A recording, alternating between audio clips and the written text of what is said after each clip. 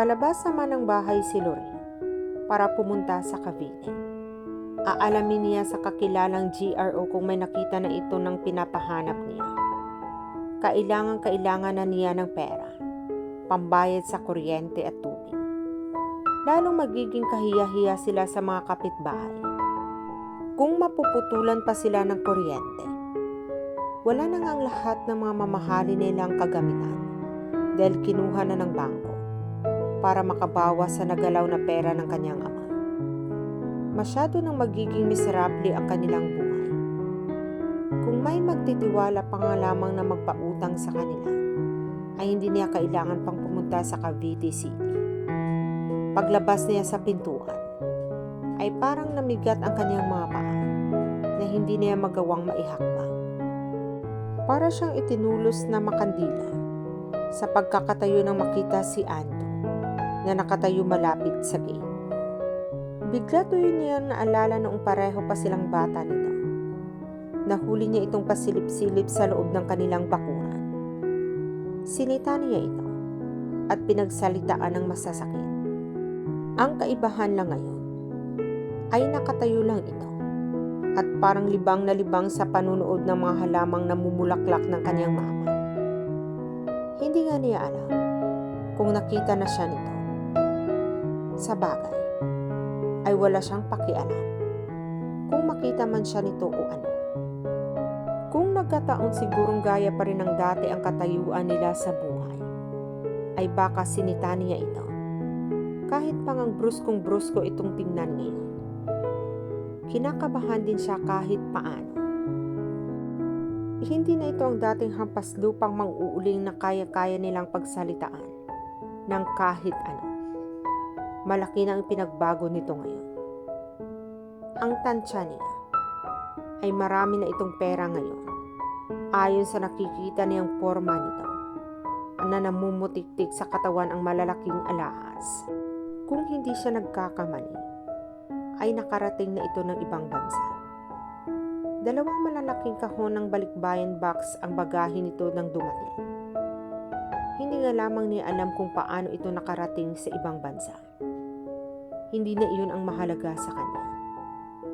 Pinilit niyang kumilos ng normal para hindi siya mahalata ni Ando na apektado ng presensya nito. Dumakad siya palabas ng gate na parang walang anumang nakikita.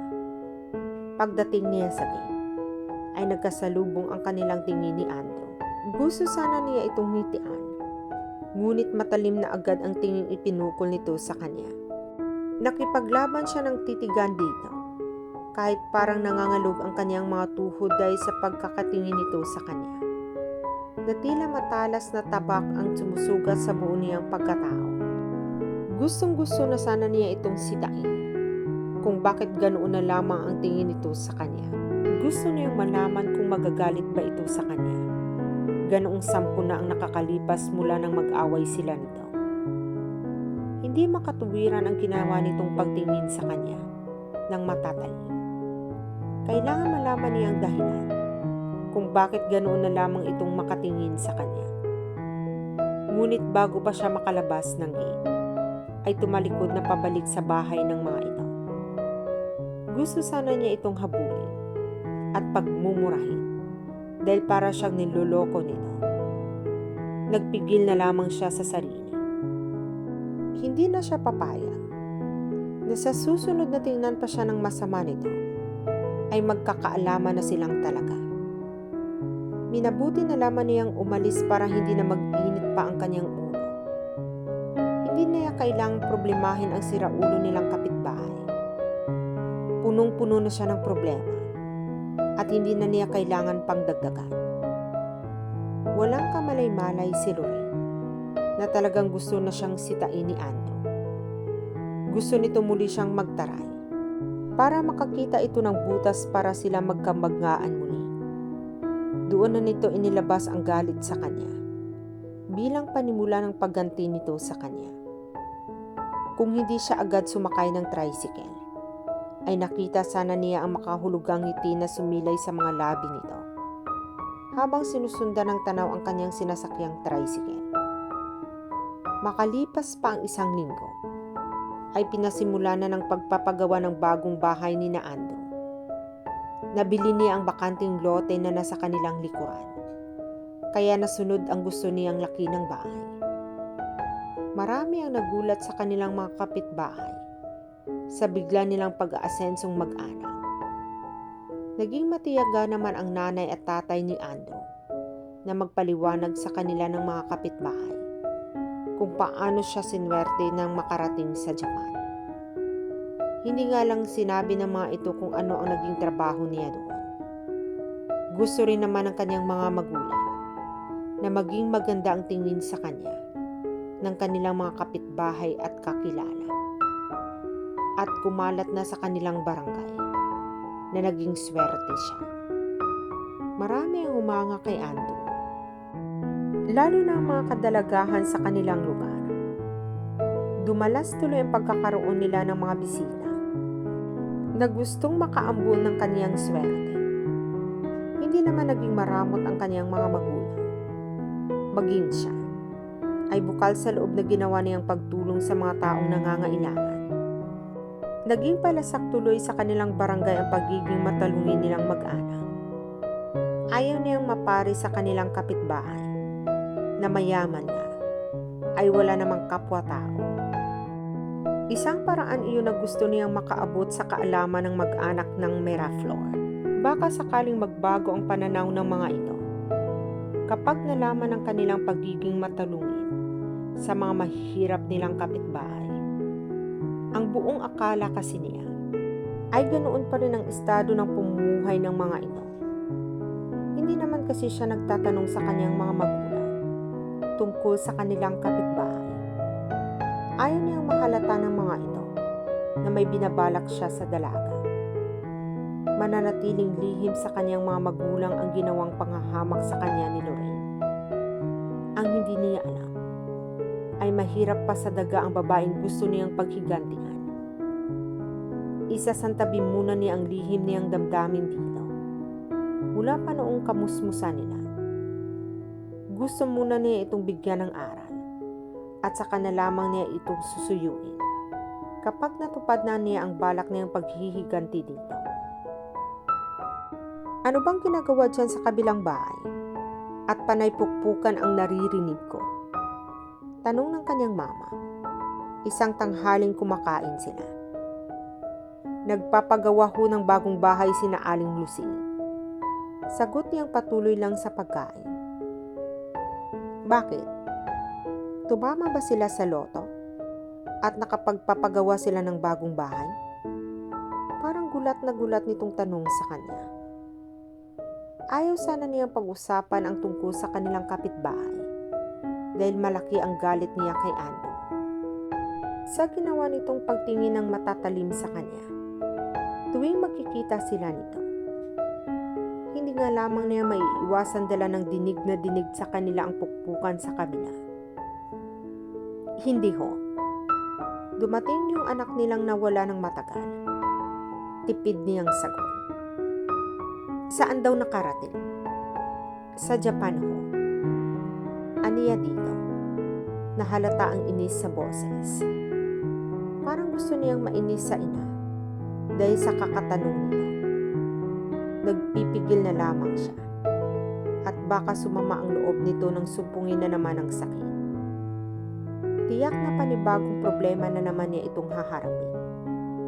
Tiyak na maraming lapad ang dala niyong kaya nagpapagawa agad ng bahay. Sabi nitong bahagyang napangiti na parang may iniisip. Ano kaya't lumapit ka sa kanya? Baka sakaling makahiram ka kahit pambayad lang sa kuryente at tubig. Lumuwang ang pagkakangiting sambit nito sa kanya. Pakiramdam ni Lorraine ay nalagot ang lahat ng kanyang pagtitimpi sa sinabi ng kanyang ina. Nagpakahinahon na lamang siya. Tiyak na siya ang mahihirapan kung papatulan niya ang inis ng kanyang nararamdaman dito. Ang mama talaga, sabi na lang niya. May masama ba kung lumapit ka sa kanya? Huwag na ho ninyong intindihin ang pambayad ng kuryente. May mapagkukuhanan na ako noon bago dumating ang takdang araw ng bayaran. Mahinahon niyang sabi dito para matigil na lamang ito sa mga sinasabi sa kanya. Kahit ang totoo ay wala pa rin tiyak kung may makukuha na siyang pera. Wala pa rin kasing nakikita na kakilala niyang JRO nang pinahahanap niyang mayaman na handang bayaran ang kanyang katawan. Hindi rin alam ng kanyang mama ang namagitan sa kanila ni Andrew ng hidwaan. Ikaw ang bahala. Ang sa akin naman ay para hindi ka na lumayo pa sa paghahanap ng pera. Sabi na lang nito at saka tumayo na nang matapos kumain. Naiwan siyang mag-isa sa pag-iisip. Habang ginagawa ang kanilang bahay, ay naisipan ni Andrew na maghanap ng pwesto para sa naisip niyang itatayong negosyo. Gusto niya bago matapos ang pinagagawang bahay, ay may makita na siyang pwesto para maisunod na niya itong ipagawa. Nakarating siya sa Cavite. May nakapagsabi sa kanyang kapitbahay na magandang magtayo ng negosyo doon dahil iyon ang sentro ng buong lalawigan. Naglakad-lakad lang siya parang namamasyal. Ayaw muna kasi niyang bumili ng sariling sasakyan hanggat hindi natatapos ang pinapagawa niyang bahay. Nakarating siya sa kahabaan ng JP Rizal patungo sa Kapitolyo. May nakita siyang isang KTV doon. Ganoon ang gusto niya itayong negosyo. Gagayahin niya ang style ng KTV na ipinagsasayawan sa Japan para maging malakas ang hatak niyon sa mga kalalakihan at mga kababaihang naghahanap ng panandaliang alin. Naisipan niyang pumasok doon para magtanong-tanong ng ilang bagay na gusto niyang malaman. Masyado pa namang maaga kaya wala pagkaanong tao sa loob nang makapasok siya. Sinalubong na agad siya ng isang receptionist para siya iigiyang maupo. Nang makaupo na siya sa pangdalawahang mesa, ay ginila niya ang paningin sa kabuuan niya. Hindi siya kumbinsido sa nakikita.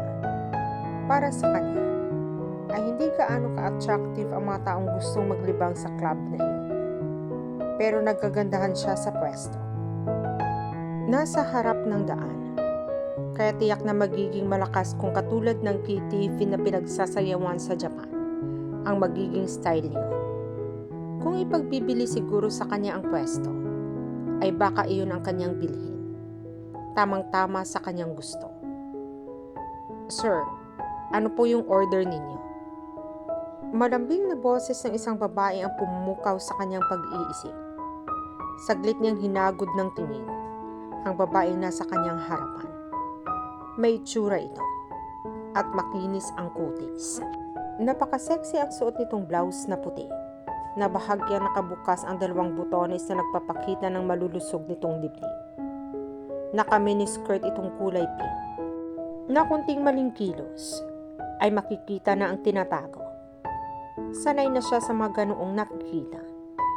Sa pinagsasayawan niyang KTV sa Japan ay wala nang damit ang mga waitress. Tanging bra at panty lang ang mga suot. Sir, baka malusaw na ako niyan. Malambing nitong sabi na sinabayan ng mahinang pagtawa. Okay, bigyan mo muna ako ng isang beer at saka pulutan. May maibibigay ka ba sa aking makukwentuhan para hindi naman ako mapanis dito? Aniya ditong ninitian ng matamis ang kaharap na babae. Lalo na nagliwanag ang mukha ng babae. Okay ba sa iyo kung ako na lang? Sabi nito na pinupungay pa ang mga mata. Saglit niyang hinagod ng tingin ang babae. Maganda ito. Lalo na kung gayong malapad na malapad ang pagkakangiti. Sige.